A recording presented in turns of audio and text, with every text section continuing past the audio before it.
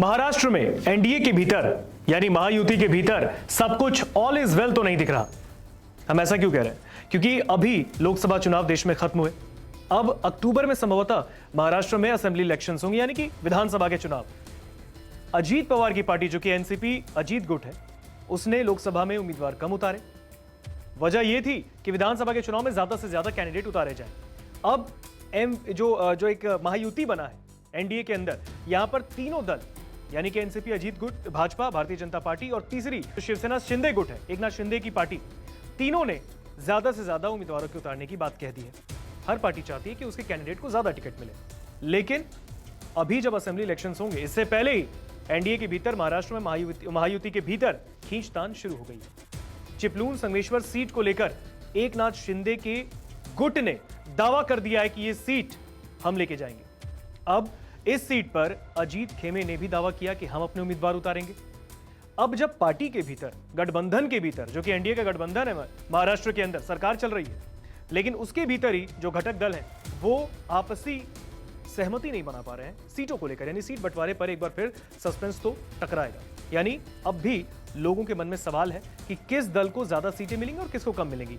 बहरहाल भारतीय जनता पार्टी के नेता और डिप्टी सीएम देवेंद्र फडणवीस ने तो कह दिया, बीजेपी बड़ी पार्टी है, जाहिर सी बात है बीजेपी की सीट ज्यादा होंगी, लेकिन हम तीनों दल बैठकर आपसी सहमति से विचार विमर्श करके सीटों का बंटवारा करेंगे। लेकिन चिपलून संगमेश्वर विधानसभा सीट को लेकर जो वहां पर दावा किया गया शिंदे गुट की ओर से, अब इसमें अजीत गुट पर कहीं ना कहीं झटका इससे लग सकता है, यानी घटक दल के भीतर ही रार छिड़ी है सीटों को लेकर।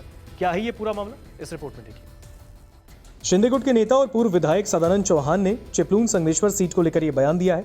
बड़ी बात यह है कि 2019 के पिछले विधानसभा चुनाव में उस सीट से डिप्टी सीएम अजीत पवार के खेमे वाली एनसीपी के शेखर निकम ने चुनाव जीता। बावजूद इसके शिंदे के नेता इस पर अपना दावा ठोक रहे हैं। इससे राज्य की सत्ताधारी महायुति में सीट बंटवारे को लेकर टकराव की आशंका है। एक रिपोर्ट के मुताबिक सदानंद चौहान ने कहा, हमारा बीजेपी और शिवसेना का गठबंधन था, लेकिन बाद में एनसीपी भी उसमें शामिल हो गई।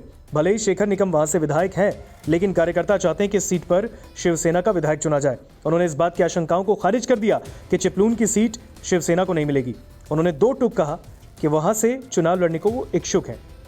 बता दें कि चौहान वहां से पूर्व विधायक रहे हैं। अगर सीट समझौते के मुताबिक ये सीट एनसीपी को मिल जाती है, तब भी एनसीपी के विधायक शेखर निकम को चौहान की चुनौती का सामना करना पड़ सकता है। महाराष्ट्र के एनडीए गठबंधन में झगड़ा सिर्फ शिंदे की शिवसेना और अजीत पवार की एनसीपी के बीच नहीं है। इससे पहले बीजेपी और शिवसेना के बीच भी कलह सामने आ चुकी है।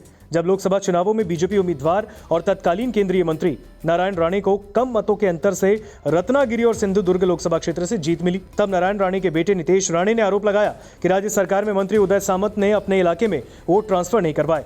नारायण राणे ने 48,000 वोटों से जीत हासिल कर शिवसेना यूबीटी के उम्मीदवार विनायक राउत को हराया। राणे को उदय सामंत के क्षेत्र में बढ़त नहीं मिली। इसके बाद नितेश राणे और उदय सामंत के बीच तकरार देखने को मिली थी।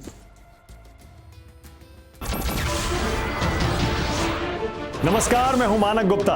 अगर आपको हमारा ये वीडियो पसंद आया हो तो इसे लाइक और शेयर जरूर करें, और हां, हमें सब्सक्राइब और फॉलो करना ना भूलें, ताकि आप देश और दुनिया की कोई खबर मिस ना करें।